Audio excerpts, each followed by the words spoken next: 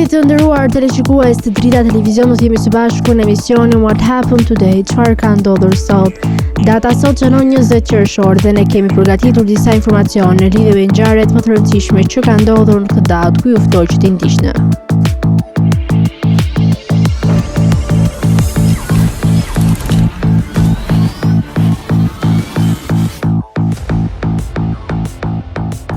Qershor.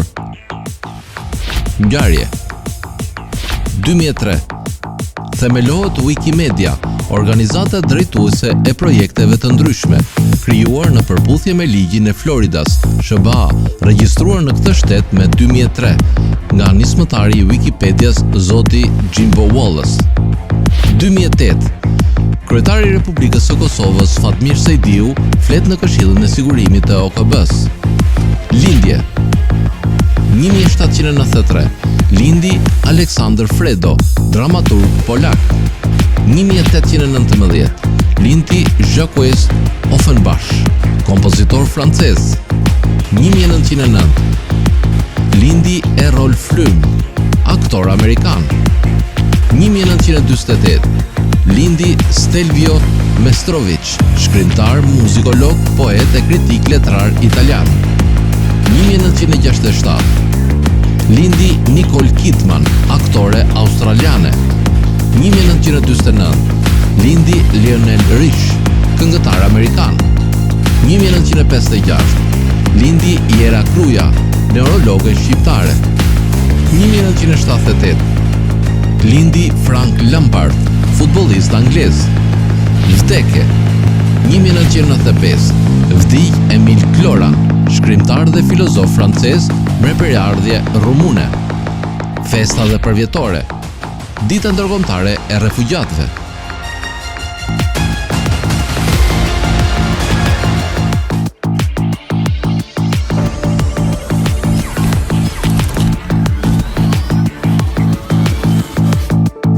Ndërkohë kemi përgatitur për ju biografinë e George Band, i cili ishte një kimist mjaft i njohur. Ai ka lindur më 21 korrik të vitit 1694 në Suedi dhe ka vdekur më 29 prill të vitit 1768 në Stockholm. Ishte kimist suedez i cili nëpërmjet zbulimit dhe izolimit të tij të kobaltit u bë personi i parë që zbuloi një metal të panjohur në kohët e lashta. Në vitin 1727, Brand u emërua drejtori i laboratorit kimik të Këshillit të Minjerave në Stockholm dhe 3 vite më vonë u bë kujdestari i minjatave mbretërore. Ai zbuloi dhe emëroi kobaltin në vitin 1730. Gjetjet e tij mbi përbërjen dhe tretshmërinë e përbërjeve të arsenikut të votuan në vitin 1733 dhe më pas sa i ndorçi kërkimet për mbi antimonin, bismuthin, mërkurin dhe zinkun. Puna e tij mbi metodat e prodhimit të acideve klorhidrike, nitrike dhe sulfurike u botua në vitin 1741 dhe vitin 1743. Ishte një nga kimistët e parë që hoqi dorë plotësisht nga alkimia. Ai ja kushtoi vitet e tij të mëdhenshme ekspozimit të proceseve alkimike për prodhimin e arit. Brand ishte i biri një farmacisti në Suedi dhe që në moshë të re ai ndihmoi baban me eksperimente të ndryshme. Ai studioi mjeksi dhe kimi në Leiden dhe mori doktoraturën në vitin 1726. Më vonë u bë kujdestar i mentes së Stockholmit dhe profesor i kimisë në Universitetin e Uppsala. Në vitin 1733, ai hetoi sistematikisht arsenikun dhe përbërjet e tij. Ai shpiku klasifikimin e gjysmëmetaleve, tani të cilët janë quajtur metaloid, në të cili përfshiu arsenikun, bismuthin, antimonin, mërkurin dhe zinkun. Në vitin 1735, Brand supozoi se ngjyra blu e mineralit të njohur si smalt ishte për shkak të pranisë së një metali ose gjysmëmetali të panjohur. Ai e quajti këtë Cobalt Rex nga teokronika e vjetër, Koblot, e aplikuar më vonë për xeherorët që nuk prodhonin metale sipas proceseve tradicionale. Në vitin 1742, Brand izoloi kobaltin dhe rezultoi se ishte magnetik dhe i lidhur lehtësisht me hekur. Rezultatet e tij u konfirmuan në vitin 1780 nga Torben Bergman, i cili së pari mori kobaltin e pastër dhe doli në këtë konkluzion. Brand gjithashtu në vitin 1748 eksperimentojnë në shpërbërjen e arit në atësi të nxehtë, të koncentruar dhe me precipitimin e tij nga tretësira. Këto eksperimente sqaruan disa nga shndrimet e supozuara të argjendit në ar. Në të vërtetë, Brand i kushtoi vitet e tij të mëvonshme ekspozimit të shndrimeve të metaleve në ar dhe thuaj se për të asnjë kimist nuk bëri më shumë për të luftuar alkiminë. Tani të kalojmë në rubrikën edhe shëndeti. Sot kam përzgjedhur për të folur rreth Davidson Plum ose kumbulla Davidson. Davidson Plum janë një burim i shkëlqyer i kaliumit, i cili luan një rol jetik në rrahjen e zemrës, ndihmon muskujt të lëvizin, nervat të punojnë dhe veshkat të filtrojnë toksinat. Gjithashtu, Davidson Plum ose kumbulla Davidson janë një burim i mirë vitaminës E dhe zinkut, dy lëndë ushqyese të nevojshme për lëkurë të ndritshme dhe rinore, një burim unik i kalciumit, një central elektrik antioksidantësh që përmban nivelet e larta të antocianinës, e cila përmirëson funksionin njohës dhe mbron kundër disa llojeve të kancerit dhe sëmundjeve të zemrës. Përmban lutein, e cila është një vitaminë karotenoide që luan një rol të rëndësishëm në shëndetin e syve, duke përmirësuar simptomat në degenerimin makular afrotik të lidhur me moshën dhe duke frenuar inflamacionin. Kumbulla Davidson është një pemë e vogël e hollë vendase në Austri dhe në Queensland Veriore.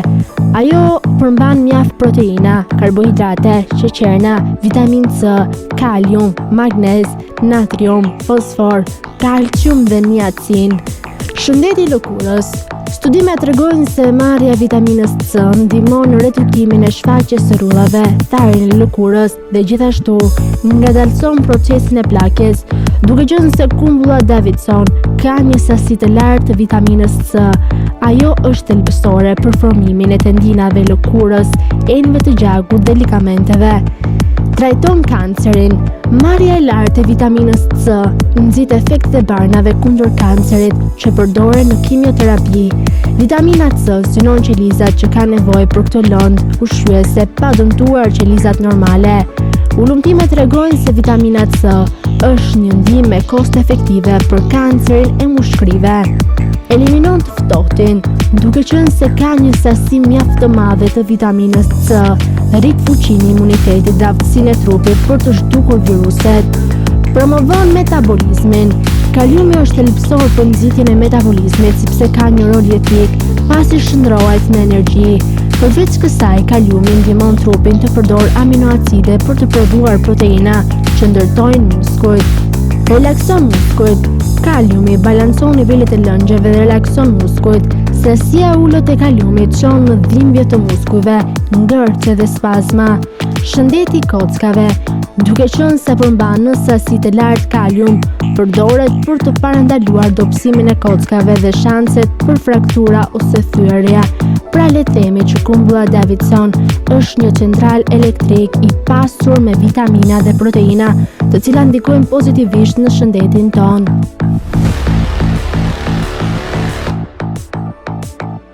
Tani u ftoj të ndiqni parashikimin e motit në territorin shqiptar. Territori shqiptar për datën 20 qershor 2026 do të karakterizohet nga kushte atmosferike të qëndrueshme me dominim të kthjellimeve dhe intervale të gjata me diell në pjesën më të madhe të vendit. Në zonat malore, gjatë orëve të pasdites, priten vranësira të lehta kalimtare, por pareshje me rëndësi.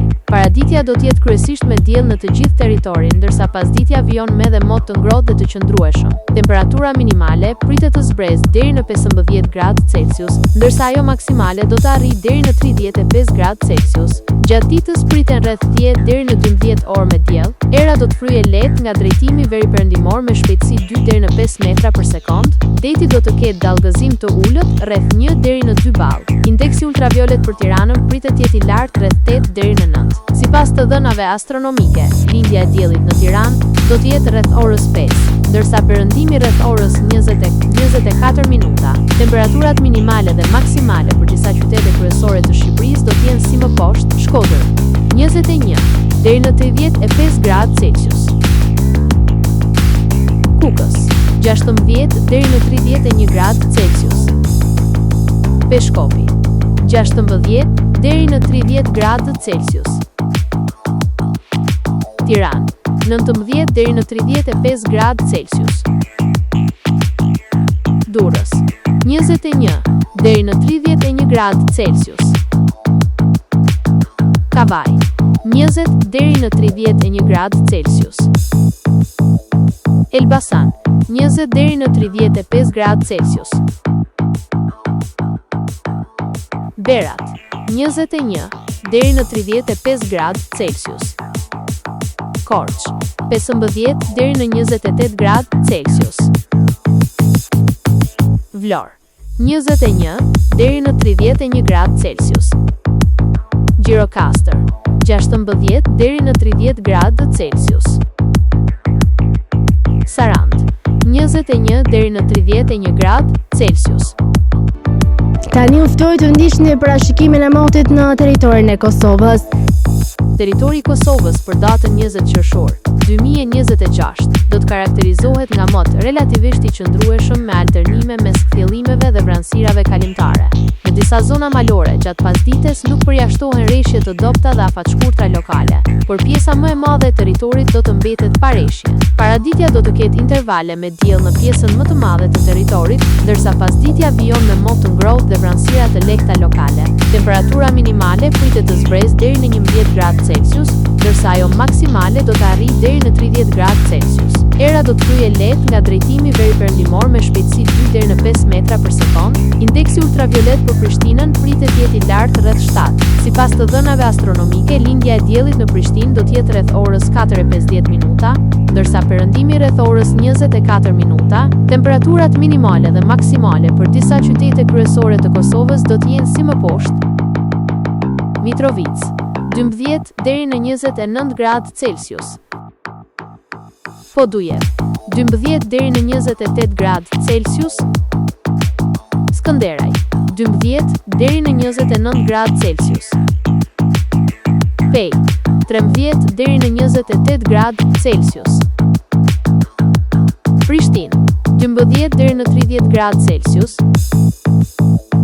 Gjakov, 13 deri në 30 gradë Celsius. Malishev, 13 deri në 30 gradë Celsius.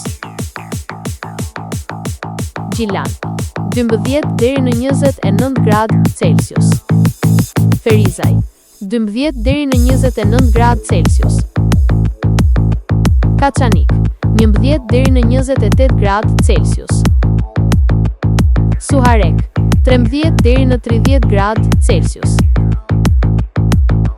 Prizren, 13 deri në 30 gradë Celsius. Të nderuar teleshikues të Drita Televizion, kjo është gjithçka e përgatitur në këtë emision. Ndërkohë, ju ftoj të na ndiqni në rrjetet tona sociale, Instagram, TikTok, Twitter dhe Facebook. Gjithashtu, nëse dëshironi që të na ndiqni live, mjafton të klikoni në webdrita.tv. Kjo ishte gjithçka e përgatitur në këtë emision, do ju ftoj të ndiqni programacionin në vijim të Drita Televizion.